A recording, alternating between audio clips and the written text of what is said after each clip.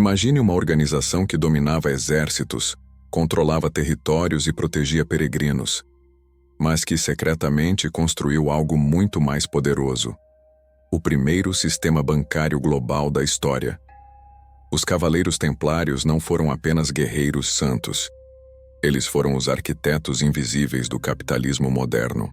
Se você está curioso para descobrir como 9 cavaleiros medievais criaram transferências internacionais, cartas de crédito e até seguros, séculos antes dos bancos modernos, então você está no lugar certo. E se esse tipo de conteúdo histórico profundo te fascina, dê o like agora e se inscreva no canal, porque esta é apenas a primeira revelação de uma série documental sobre os segredos financeiros que moldaram o mundo. Hoje vamos desvendar o Banco Sagrado dos Templários, como a Ordem inventou seu sistema financeiro global. Jerusalém, ano de 1119.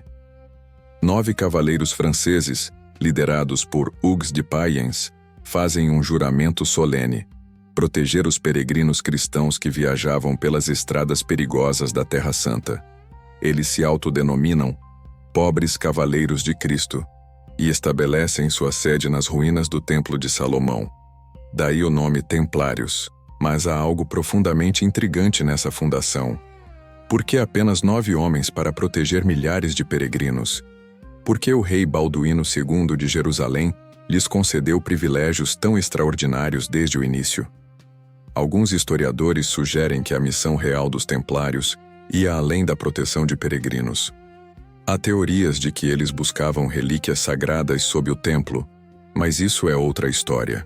O que sabemos com certeza é que em 1129, no Concílio de Troyes, o Papa Honório II reconheceu oficialmente a ordem.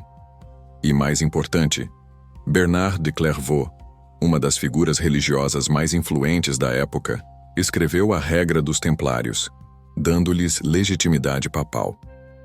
A partir desse momento, a ordem explodiu em poder e prestígio. Os Templários tornaram-se guerreiros de elite, temidos em batalhas. Suas armaduras brancas com a cruz vermelha aterrorizavam os exércitos inimigos nas cruzadas. Mas o verdadeiro poder não vinha das espadas, vinha das doações. Nobres e reis de toda a Europa despejavam fortunas nos cofres templários: terras, castelos, ouro, propriedades inteiras.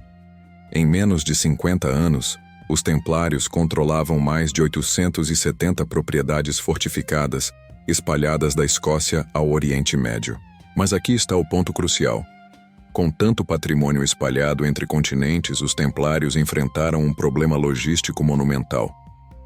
Como gerenciar riquezas em diferentes países? Como proteger fortunas em trânsito através de mares infestados de piratas? Como financiar operações militares permanentes? A resposta: eles inventaram o banco. A inovação templária não foi apenas militar, foi financeira. E eles fizeram algo que ninguém havia feito antes em escala global. Criaram um sistema de crédito internacional com segurança criptográfica. Aqui está como funcionava. Um peregrino na França queria viajar para Jerusalém, mas carregar ouro era extremamente perigoso.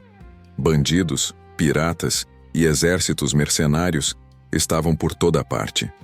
Então, ele ia até uma comandária templária, essencialmente uma agência bancária fortificada, e depositava seu dinheiro. Em troca, recebia uma carta de crédito cifrada.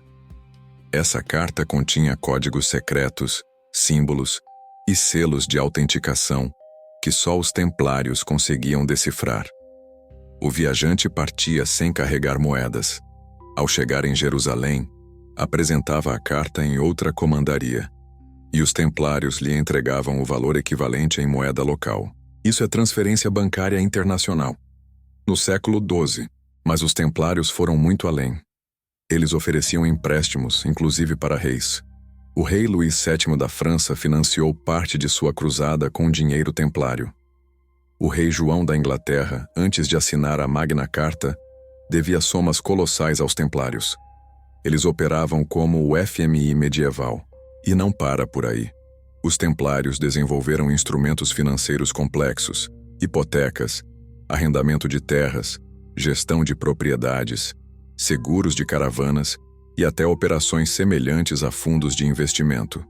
Eles administravam os tesouros reais da França e da Inglaterra, tornando-se na prática os banqueiros centrais da cristandade. Sua rede cobria mais de 870 propriedades estrategicamente posicionadas. Cada comandária funcionava como um nó numa rede de comunicações ultra-segura. Mensageiros templários transportavam informações cifradas entre fortalezas, usando técnicas impressionantes. Memorizavam códigos ao invés de transportá-los por escrito, viajavam em grupos armados e mudavam rotas constantemente. Os templários também tinham uma frota naval própria. Navios com velas brancas e cruzes vermelhas transportavam mercadorias, peregrinos e ouro entre Europa e Oriente Médio. Eles estabeleceram rotas comerciais diretas, eliminando intermediários e aumentando lucros dramaticamente. E aqui está o segredo do sucesso: confiança. Os templários eram monges guerreiros que faziam votos de pobreza, castidade e obediência. Ninguém ousava acusá-los de roubo ou fraude, porque desafiar a ordem era desafiar a igreja, e isso significava excomunhão eterna. Essa reputação de integridade absoluta era o verdadeiro ativo templário, mas esse mesmo poder despertou inveja. E quando você controla o dinheiro de reis, você se torna perigoso.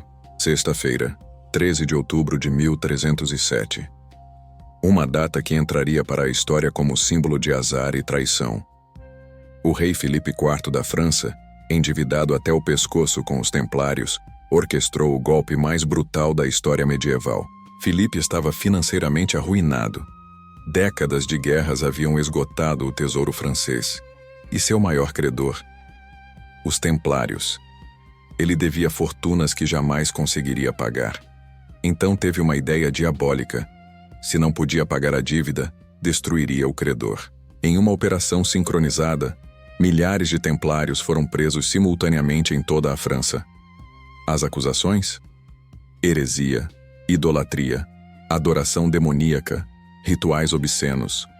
Mas todos sabiam a verdade. Filipe precisava cancelar suas dívidas. E a melhor maneira de fazer isso era destruir o credor. Sob tortura, alguns templários confessaram crimes imaginários. O grão-mestre Jacques de Molay foi queimado vivo em 1314, mantendo sua inocência até o último suspiro. Diz a lenda que, nas chamas, ele amaldiçoou o Papa Clemente V e o rei Filipe, convocando-os ao tribunal divino dentro de um ano. Ambos morreram misteriosamente em 1314. A ordem foi oficialmente dissolvida. Mas o que aconteceu com a fortuna templária? Esse é um dos maiores mistérios da história. Quando agentes reais invadiram o Templo de Paris, os cofres estavam quase vazios. Documentos desapareceram. Onde estava a riqueza de 2 séculos? Alguns historiadores acreditam que a riqueza foi redistribuída para outras ordens.